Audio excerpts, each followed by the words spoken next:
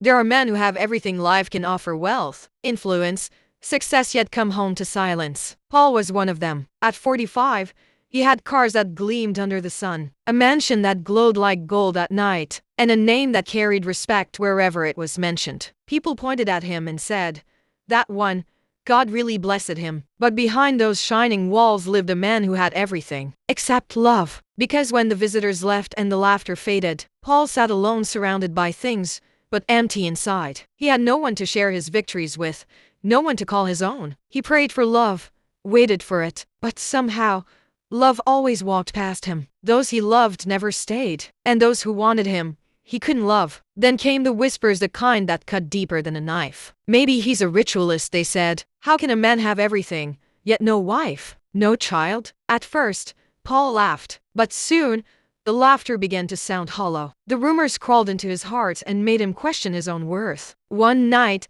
staring at his reflection in the mirror, he whispered to himself, "This year, I must marry." And then she came, a young woman in her early 20s, soft-spoken, beautiful, gentle, everything Paul thought he needed, or maybe everything he thought could fill the emptiness inside. He told her plainly, "I'm not here to play games. I just want to get married." And that was his biggest mistake. She smiled, shyly, and said she liked him too. Of course she did. Paul was successful, generous, respected. He could change her life in a heartbeat. Her mother was even an old friend. Everything happened fast. Before Paul could take a breath, there was a wedding, a new wife, and a quiet house that didn't feel like home. At first, he thought the arguments were normal, the kind every couple has. But soon, peace became a stranger. Every day was war, words thrown like knives, silence heavier than stones. 2 years passed. No child, no laughter, no joy. Just two people living in the same house, but worlds apart. Paul stopped smiling. He stopped hoping. And every night,